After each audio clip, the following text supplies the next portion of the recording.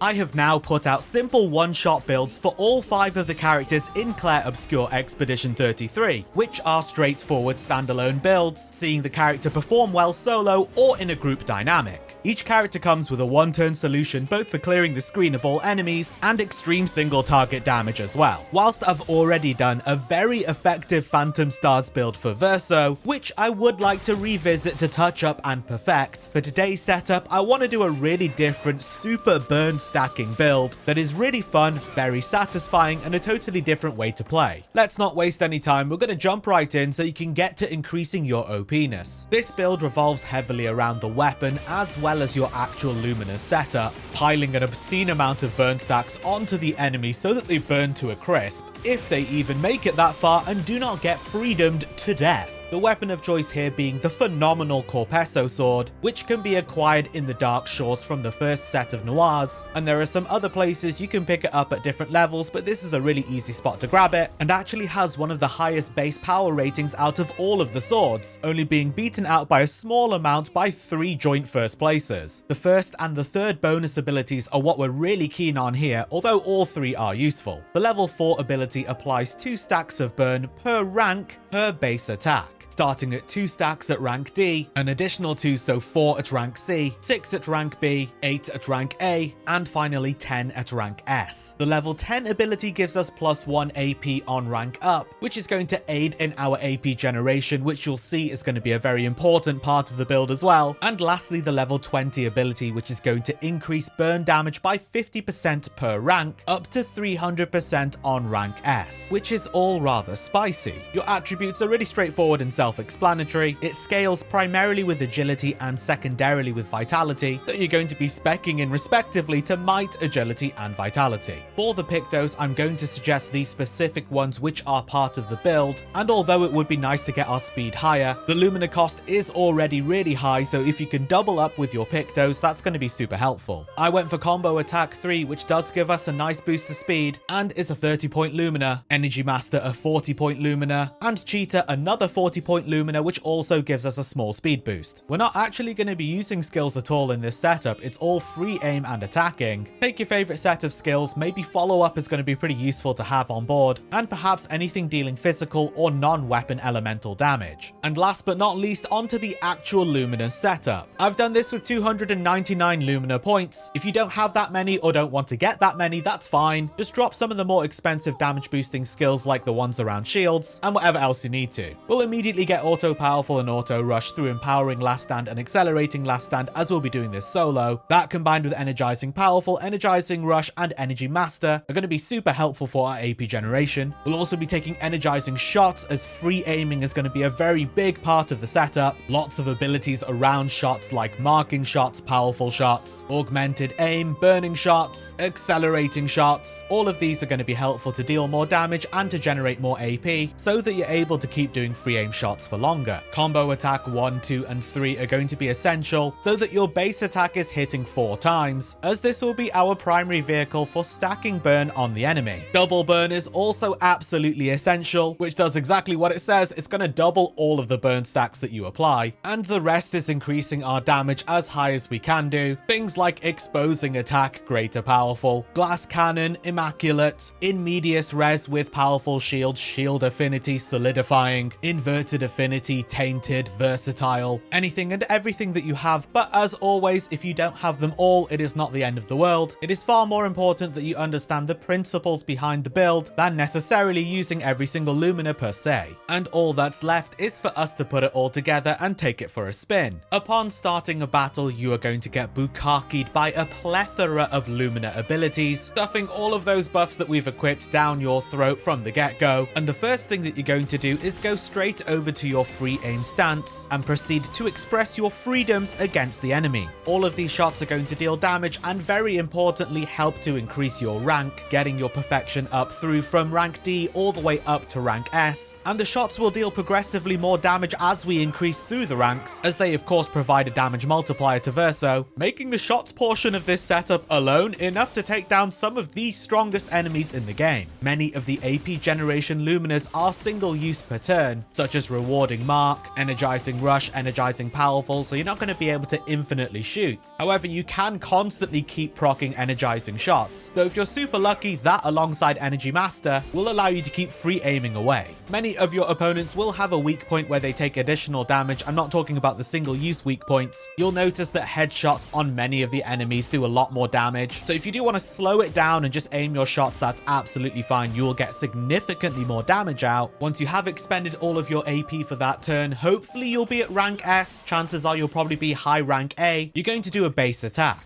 With our 3 combo attack Luminous, you are going to hit 4 times, dealing 4 stacks of burn per rank, as we have double burn equipped, which at rank A is going to be 16 stacks per hit, and we're hitting 4 times, adding on a cheeky 64 flames. If you have exposing attack, you'll also be applying defenseless here, so when we go into our next turn to rinse and repeat, all of the damage is going to be even higher. Not to mention, we're going to be going straight into S rank super easily, especially after those basic attacks. Do the same thing, expend all of your AP with your free aim shots. You can just rapid fire them, or if they do have a weak point like a head, do aim for the head for more damage. Wrap up the turn with another basic attack for 4 hits. This time we're at S rank, so it's going to be 20 burn per hit for a whopping 80 stacks of burn. Now, if your opponent's even still alive at this stage, because many won't be, you just let them take their turn and watch the burn take hold. It is very strong and will deal an absolute ton of damage. Don't forget the level 20 ability on the Corpeso is dealing 300% burn damage at rank S, so these poor baddies don't have a chance. They're getting max crisp air fried. This build will see the most benefit up against a single target, or special circumstances like Painted Love. That works pretty well too, but it does absolutely work with multiple enemies, which is most of the fights that you'll deal with in this game. Just be mindful of how you're spreading your damage with your free aim shots versus which enemy that you're using your base attacks on, because if you're just going to finish off an opponent with your base attack, all those burn stacks are going to waste, whereas if you do finish them off with your free aim shots, that's absolutely fine. It's just a vehicle to increase your perfection rank.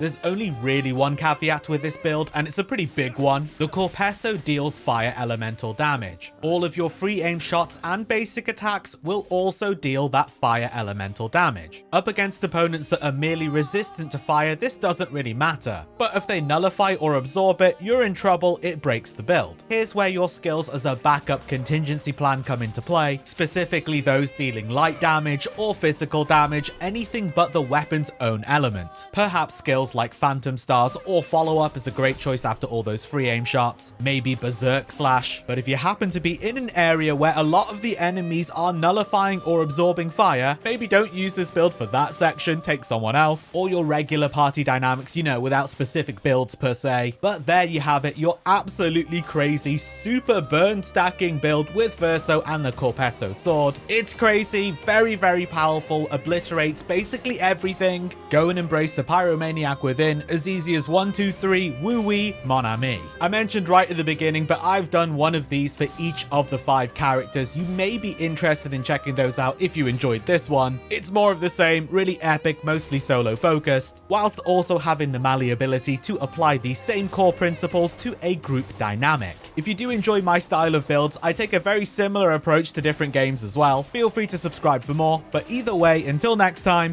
for those who come after.